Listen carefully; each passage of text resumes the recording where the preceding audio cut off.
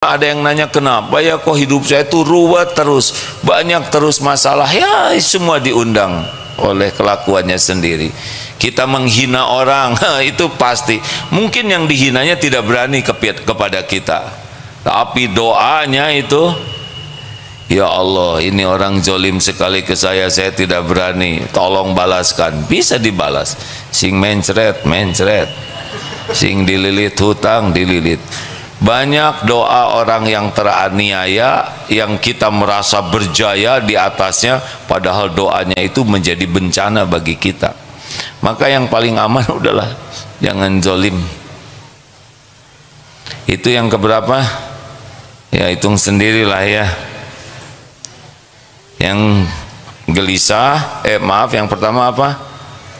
Capek, karunia Allah. Tuh yang kedua, sakit.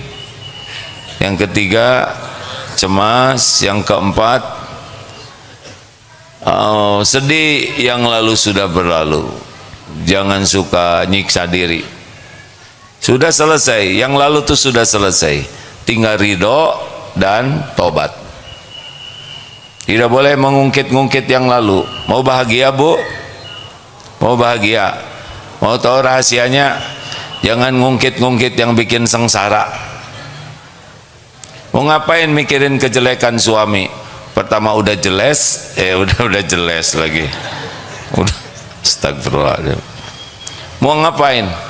Ya suami saya pada waktu dia SMA punya pacar. Mau ngapain? Sekarang udah sama-sama nenek kakek. Cerita SMA udah selesai itu.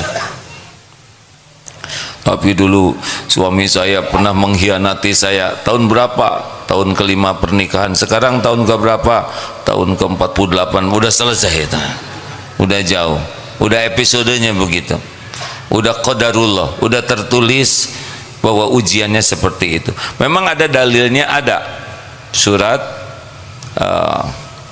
Al-Hadid ayat 22 23. A'udzubillahi minasyaitonirrajim.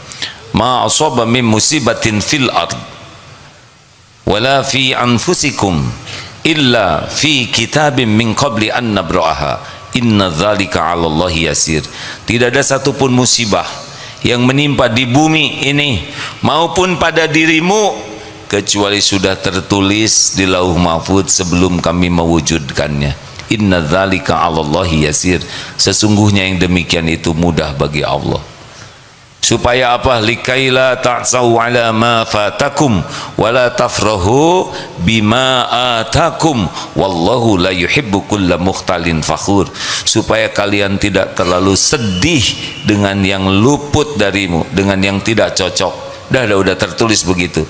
Dan tidak terlalu gembira dengan apa yang Allah berikan padamu. Dan Allah tidak menyukai orang yang sombong lagi membangga-banggakan diri. Dah, ibu-ibu jangan suka ngungkit-ngungkit yang lalu ya. Bu, ibu mau bahagia? Ya udah, yang diungkit yang bikin bahagia saja. Kenapa yang nggak enak dipikir-pikir? Yang lalu sudah selesai. Tinggal terima, ini memang episode yang harus saya jalani. Kalau tidak enak, tobat. Kalau ingat yang akan datang, doa, pasrahkan. Isi waktu ini dengan sebaik-baiknya. Udah, jangan suka ribet dengan yang lalu ya. Lalu yang ke berapa? 5, adzan. Gangguan-gangguan yang bisa menyakitkan. Bekal terjadi orang tidak suka ke kita. Sebaik apapun diri kita, akan ada orang yang tidak suka ke kita. Nabi Muhammad SAW sempurna segala-galanya, tetap ada yang tidak suka, ada yang menghina, ada yang memfitnah, ada yang memusuhi, ada yang memerangi, bahkan mengusir. Tidak apa-apa, konsisten saja, karena semua itu memang penggugur dosa kita. Kehidupan yang paling melelahkan adalah ingin disukai semua orang. Mustahil. Mustahil. Kita tidak usah berlelah-lelah agar orang suka ke kita. Tidak perlu. Kita tidak perlu ingin dikagumi orang, kita tidak perlu ingin orang terkesima, nggak ada perlunya, nggak ada perlunya. Kita perlu disukai Allah, dan Allah yang membulak-balik hati orang. Tidak akan semua orang suka ke kita, biasa saja, tidak ada masalah. Orang tidak suka ke kita itu bukan masalah kita. Kita tidak suka ke orang lain itu masalah kita. Kalau ada orang yang tidak suka ke kita, kita tinggal evaluasi diri, perbaiki diri. Jangan dendam, jangan sakit hati, jangan marah. Ingat ciri orang takwa, alladzina yunfikuna fis sarra'i wad dharra wal kadhiminal ghaidha wal 'afina 'anil nas wallahu yuhibbul muhsinin. Kalau ada orang yang tidak suka kepada kita, sudah nggak usah marah, nggak bahaya. Yang bahaya adalah kita benci ke orang lain. Lalu bagaimana tentang dia? Maafkan, maafkan. Itu perintah Allah. Lalu bagaimana? Berbuat baik. Itu mah susah. Nggak usah kalau nggak mau. Ya, kalau mau, ini rumusnya menjadi ahli takwa. Orang yang sebel ke kita tidak akan merugikan kita setitik pun juga. Kalau Allah menetapkan sesuatu untuk kita, tidak ada yang bisa menghalangi. Rezeki kita, kemuliaan kita tidak bisa dirusak oleh orang lain.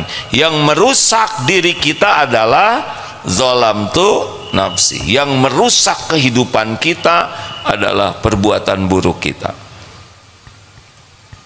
Orang-orang yang menghina, memfitnah, ngejelek-jelekin, itu bagian penggugur dosa kita. Tapi jangan disalahgunakan, karena ada seorang suami yang istrinya tuh sangat pemarah. Asalnya suami ini stres.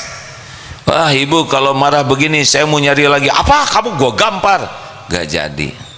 Lalu kalau gitu kita pisah. Oh ya, apa, siapa bisa berani? Langkahi dulu mayatku. Nggak berani.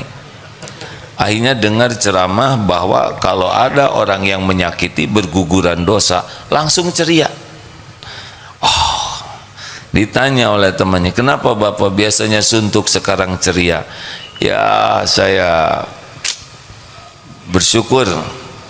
Emang kenapa? Cita-cita, ya saya cita-cita ingin masuk surga, ada bidadari, tapi susah kalau ngandelin amal. Sekarang ada penggugur dosa. Gimana bapak bisa sabar? Ya, setiap kali istri marah kan berarti dosa saya gugur. Terus aja saya biarin dia marah supaya saya habis dosanya, terus pahala dia dioper ke saya. Nah, saya kan insya Allah mudah-mudahan ke surga, dapat bidadari nanti. Apa-apalah di dunia si itu yang, wah ini zolim hadirin, nyebut si itu. Jadi memanfaatkan, tidak boleh begitu. Ada ulama yang juga disakiti, beliau tidak membalas. Bagaimana mungkin saya harus membalas menyakiti sedangkan orang ini sudah menjadi jalan dosa saya gugur?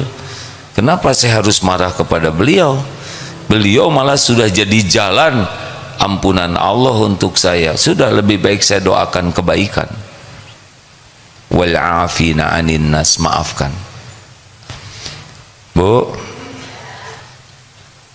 mau ngapain mikirin tetangga? Mau ngapain mikirin segala kesalahan orang lain? Gak ada yang bahaya. Yang bahaya itu, yang pasti bahaya adalah dosa dan kesalahan kita yang tidak ditaubatin. Sabar ya, kalau ada yang sebel ke kita, kita evaluasi diri saja.